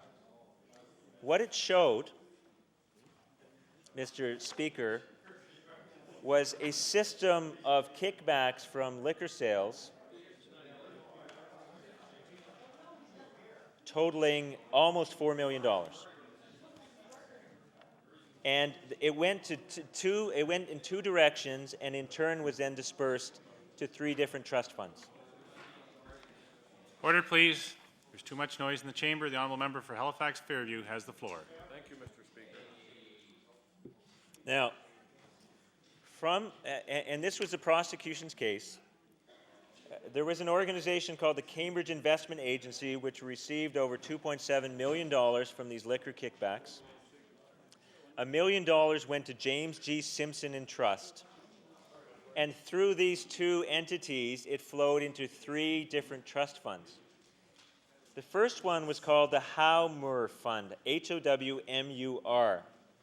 And the purpose of this fund was to support the Liberal Party itself. And the prosecution was able to show that $2,590,000 from these liquor kickbacks went into the Howmur Fund, the interest from which was paid over to the Liberal Party. There was a second trust fund called the Rushmore Fund, R-U-S-H-M-O-R. And the purpose of this fund was to pay the expenses of the Premier. And that fund received $217,300. There was a third trust fund called the Wibarco Fund, W-I-B-A-R-C-O. This fund received $363,300 from liquor kickbacks, and the purpose of that fund was to support election campaigns. So I have to say, Mr. Speaker, that the scheme set up by the fundraisers was very meticulous, it was very precise. There were 3 different purposes: support the party, support the Premier, support elections, and each one of those purposes had its own fund. What was significant about the funds was the funds were not controlled by the party, they were controlled by trustees. That's why they were called trust funds. And so, much to the party's chagrin, they could not decide how the money should be dispersed. It was the trustees and the trustees alone who decided that. There's a wonderful quote from Senator Barrow saying that if you give money to party people, they will tend to spend it. And so his idea is that the money men, and they were all men, the money men would hold the money and themselves decide when and for what purpose the party would get the money. Now, needless to say, this control over millions of dollars of trust funds gave these few individuals a great deal of influence in the Liberal Party, and the suggestion has even been made, Mr. Speaker, that Earl Urquhart, the member for Richmond, who was the leader of the Liberal Party for a time in the 60s, was induced to resign his position as leader when he's informed by the trustees that they would withdraw the salary supplement if he did not resign.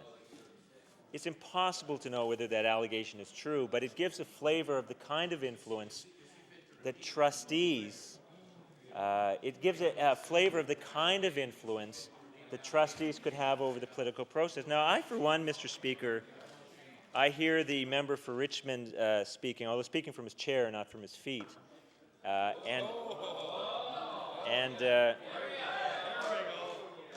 Order, please.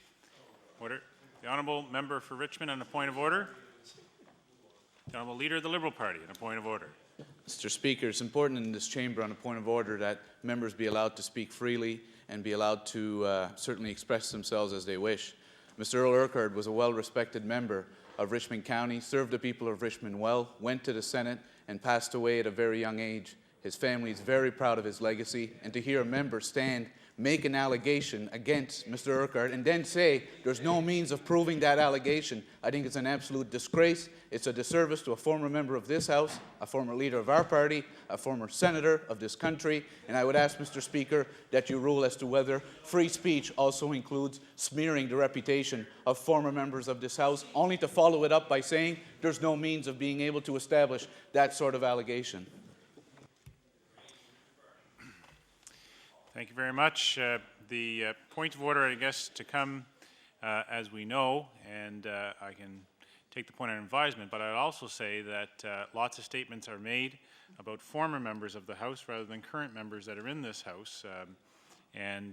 However, we're always mindful of those that have served in public office, and so what I'll do is take it under advisement, and we'll report back. The honourable member for Halifax Fairview. Thank you, Mr. Speaker. What I was about to say was that I do hope that there will shortly be another Liberal leader from Richmond County.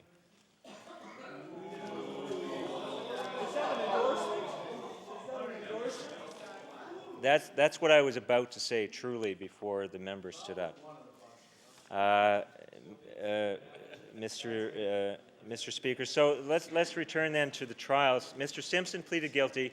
Mr. McFadden was convicted at trial, appealed to the Nova Scotia Court of Appeal, lost, and took it no further, so he paid his fine and went on with his life as best he could. Senator Barrow was convicted at trial, lost his appeal at the Nova Scotia Court of Appeal, went to the Supreme Court of Canada with 4 grounds of appeal, and a majority of the Supreme Court of Canada accepted one of those grounds, having to do with the manner in which the jury in the trial was selected. Senator Barrow was again tried, and the second time was acquitted. Now, Mr. Speaker, the reason that I'm going over this history is because we now come to this question about whether the funds have been cleansed, to use the words of the Liberal Party itself.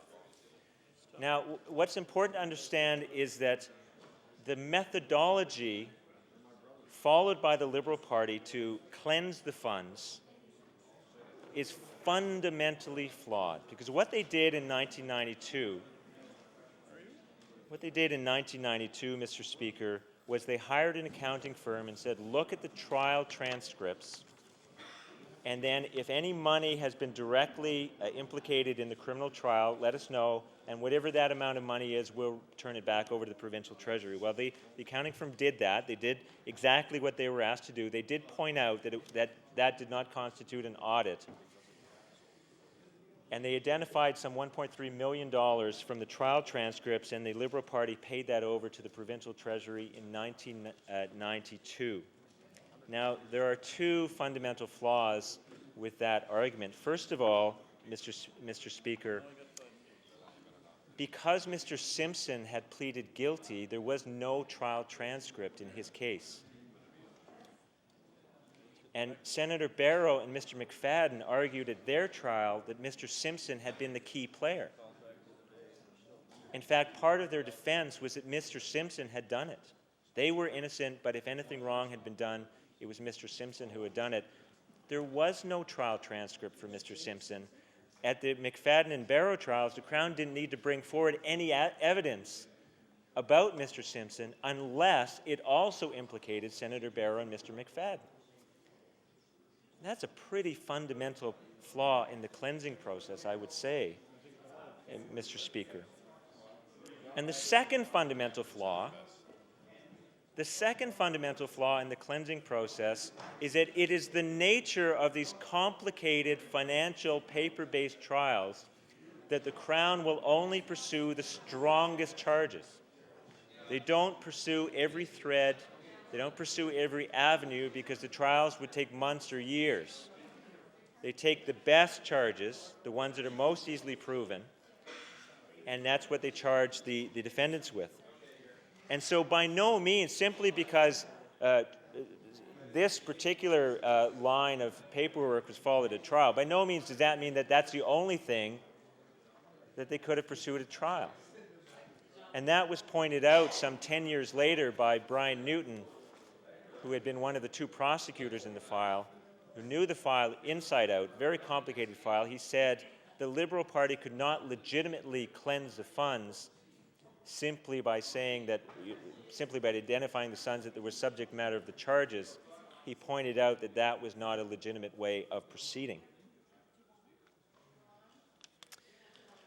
So now, Mr. Speaker, we come to the main point. I've gone over the history of the funds. There was, oh, by the way, just while I'm talking about history, there was another fund, the HAWCO Fund, H-A-W-C-O, named for its original trustees, Senator Hawkins and Frank Covert. And although the origin of that fund is unknown, it arose at a time, appears when the Liberal Party was not in power, and it appears that the HAWCO Fund cannot be traced back to this scheme of liquor kickbacks. But the rest of the Liberal Trust funds can. And that amounted at the time to nearly $4 million. Now here we come to the crunch, Mr. Speaker. There's a fundamental contradiction in the Liberal position. A fundamental contradiction in the Liberal position. And I do not know how it is that they talk themselves out of this fundamental contradiction. And the contradiction is this. If there is nothing wrong with those funds, if they have been cleansed, if they consist of legitimate donations, then why on earth is the Liberal Party accepting any restriction on them? This House has no business telling any political party what to do with money that has been lawfully raised. If there is nothing wrong with the funds, why is the Liberal Party accepting restrictions on their use? If there is something wrong with the funds, then why are we about to pass a law that says it's okay to use the money for some purposes? If there is something wrong, then this House should not give its seal of approval to funds whose origin is questionable. I cannot see how the Liberals can escape that fundamental contradiction, nor do I understand why the Conservative Party, by voting for this bill, will help the Liberal Party not to face that contradiction. The Liberal Party of Nova Scotia must face the facts of where this money came from. It did not fall from the sky. It did not appear under the Christmas tree. This money, with the exception of the money attributable to the HAWCO Fund, whose origin is simply unknown, was raised by a scheme of kickbacks on liquor sales in Nova Scotia in the 1970s while the Liberal Party was in government. That was the evidence at the criminal prosecution. That is the evidence on which convictions were entered. Why are we about to approve the use of those funds for any purpose? The other problem, of course, is, as the Leader of the Opposition pointed out last night, is that the restrictions themselves cannot be enforced. The Liberal Party can move money around any way that it wants, and it's simply not possible to put purple dye on the money and say, oh yes, that money came from the funds and it was used for an election. Whatever purposes are legitimate for the money the Liberal Party can use the trust funds for, whatever money would otherwise have gone to those purposes can now be used for an election. The Liberal Party's revenue will be the same, the Liberal Party's expenses will be the same, and the only thing that has happened is that there is a restriction imposed on them that is in law and in fact no restriction at all. That is the worst part of this bill, Mr. Speaker. It is not a happy day for the Nova Scotia legislature. We are about to use our power to make laws for the people to say that it is okay to use money raised in a scheme of kickbacks in the 1970s. And I think that's a shame. How did we come to this point? How did this happen? I believe very strongly in democracy and the rule of law. It is not part of my understanding of the rule of law that questionably obtained money can ever be legitimized, no matter how much time has passed. And for all of those reasons, Mr. Speaker, I cannot support this bill on third reading or at any other time. And Mr. Speaker, we're approaching the hour of adjournment, so I would propose adjournment of debate.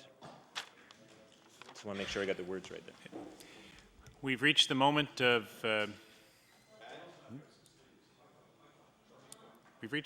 interruption. The subject for this evening's late debate was submitted by the honourable member for Hants East. Therefore, be it resolved that the government work in every possible way to ensure that Trenton Works remains a viable entity in Pictou County and an economic engine in the Nova Scotia economy.